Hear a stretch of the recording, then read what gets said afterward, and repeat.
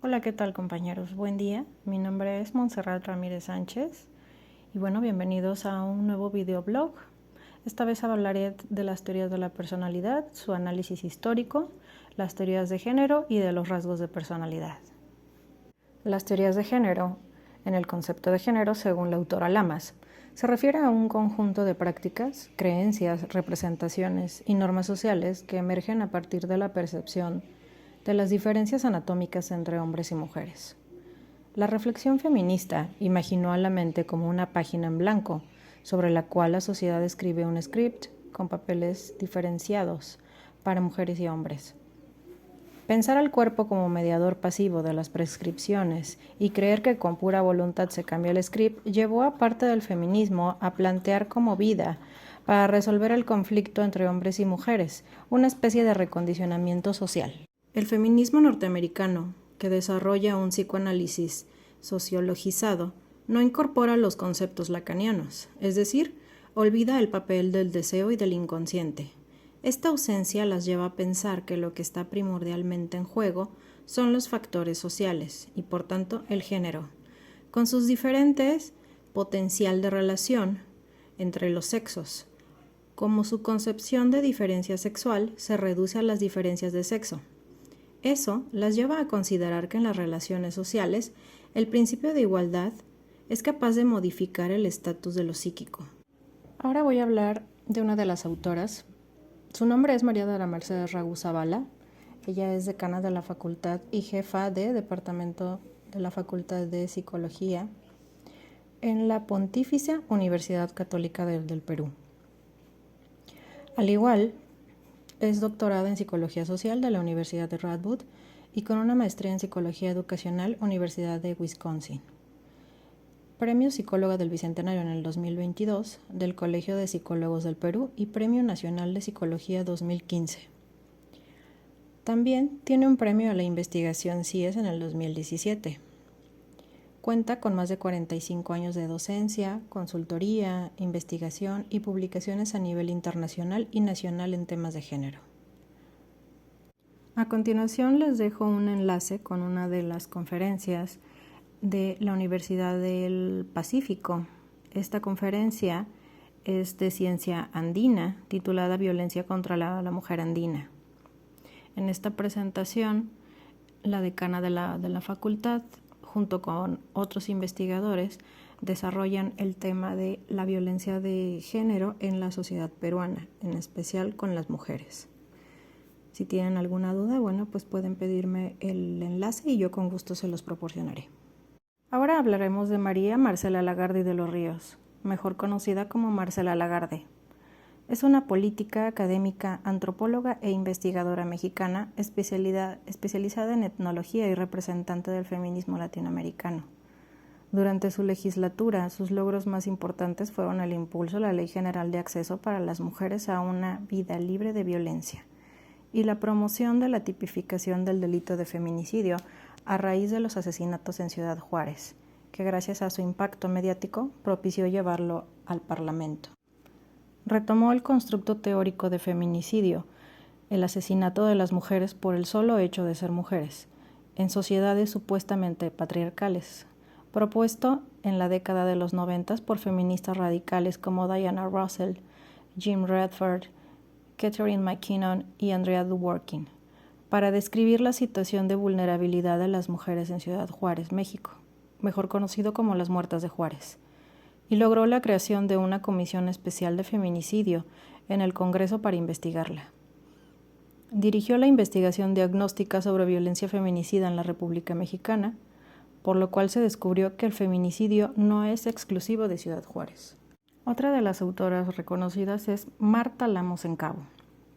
Ella es antropóloga mexicana y catedrática de ciencia, investigadora de la Universidad Nacional Autónoma de México, adscrita al Centro de Investigaciones y Estudios de Género, CIEG. Es una de las feministas más destacadas de México y ha escrito muchos libros con el propósito de reducir la discriminación mediante la apertura del discurso político sobre feminismo, género, prostitución y aborto. En 2017 recibió el premio Doctor Honoris Causa con perspectiva de género de la Universidad de Oaxaca. Lamas ha escrito numerosos libros y es una prolífica escritora feminista. Dentro de estudios de género, algunos de sus libros son El género, la construcción cultural de la diferencia sexual en el 2003. Para entender el concepto de género en 1998. Cuerpo, diferencia sexual y género, escrito en el 2022. Lamas nos dice que la nueva acepción de género es un conjunto de prácticas, creencias, representaciones y prescripciones sociales entre los integrantes de un grupo humano en función de la diferencia anatómica entre hombres y mujeres. Se define la división del trabajo, las prácticas rituales y el ejercicio de poder, atribuyendo características exclusivas a uno y otro. Sexo en materia moral, psicología y afectividad. El concepto de género, según Lamas, se refiere a un conjunto de prácticas, creencias, representaciones y normas sociales que emergen a partir de la percepción de las diferencias anatómicas entre hombres y mujeres. Por otro lado, en uno de sus libros, nos habla sobre la reflexión feminista, la cual imaginó a la mente como una página en blanco sobre la cual la sociedad escribe un script, con papeles diferenciados para mujeres y hombres. Pensar al cuerpo como mediador pasivo de estas prescripciones y creer que con pura voluntad se cambia el script, llevó a parte del feminismo a plantear como vía para resolver el conflicto entre hombres y mujeres una especie de recondicionamiento social. Es decir, como su concepción de diferencia sexual se reduce a las diferencias de sexo, lleva a las mujeres feministas a considerar el principio de igualdad, el cual sería capaz de modificar el estatuto de lo psíquico. Por otro lado, considera que las feministas influenciadas por el psicoanálisis lacaniano consideran que la determinación sexual está en el inconsciente. La estructuración psíquica del deseo se da de manera inconsciente y demás lo femenino o lo masculino no corresponden al referente biológico. Esta visión no impide la crítica a la definición patriarcal de lo femenino dentro del orden simbólico, sino solo reitera que el sexo se construye en el inconsciente independientemente de la anatomía, por lo que subraya el papel del inconsciente en la formación de la identidad sexual y la inestabilidad de tal identidad. Ahora toca hablar de los autores Pierre Bourdieu y Mauss. Muestran cómo las diferencias entre sexos están dentro de un conjunto de oposiciones que conllevan a una división de tareas y actividades, papeles sociales, etc., que al basarse en las diferencias anatómicas confluyen para mantenerse mutuamente. Los esquemas de pensamiento perciben como naturales y no es fácil hacer la toma de conciencia de la dominación de las mujeres. Por otro lado, la teoría de los rasgos de personalidad de Gordon Allport nos dice que el concepto del yo parece ser la causa principal del comportamiento, distinta de otras causas. Cree que debemos reconocer al yo, el cual puede ser el núcleo de la personalidad. Otro punto importante es el yo, el que va a diferenciar a las personas, es decir, el aprendizaje está influido por la atención, concentración, motivación y valor percibido, el cual son factores que están relacionados con el yo. En otro punto, si la atención es pasiva, no es tan efectiva en promover el aprendizaje, lo que Allport llama la absorción en las tareas y la participación activa en el aprendizaje de la tarea. Para Allport hay 7 experiencias personales. La primera es el yo corporal. Nos habla de las sensaciones orgánicas recurrentes, la parte constituida por las sensaciones físicas. Esta se logra identificar estando enfermos o al presentar alguna lesión, al prestar atención a nuestras sensaciones corporales durante la niñez o la adolescencia. En el punto número 2 está la identidad del yo, la cual, el logro del sentido de identidad, es decir, quién es él y quiénes son los otros. El punto número 3 está el amor propio, presentado en el segundo y tercer año de vida, manifestándose en intentos del niño para realizar alguna actividad y el sentimiento de logro cuando la cumple, también cuando aprende a decir que no. El punto número 4 es la autoextensión. Entre los 4 y 6 años se enfocan en 2 dimensiones de la experiencia. La autoextensión es lo que la persona valora como propiedad. En el punto número 5 tenemos a la autoimagen, la imagen de la personalidad total, el yo corporal y el sentido de identidad, es decir, nuestra concepción del yo. El punto número 6 es el yo como agente que afronta la vida en forma racional. Entre los 6 y 12 años se desarrolla la cognición, el conocimiento del yo, y en este sentido es una autoexperiencia significativa. El punto número 7 son las luchas propias. A partir de los 12 años en adelante se da la proyección de metas y objetivos a largo plazo, el yo corporal, la propia identidad y la autoexpresión, al igual que la autoimagen. Ahora hablaremos de Raymond Gattel y la teoría de los rasgos. Esta teoría se refiere a características particulares que presenta cada persona, como valores, temperamentos, cambios de estado de ánimo, adaptación. Este autor en específico clasifica los rasgos en 4 formas. El punto número A, en comunes, es decir, propios de las personas, contra únicos, que son característicos de un individuo.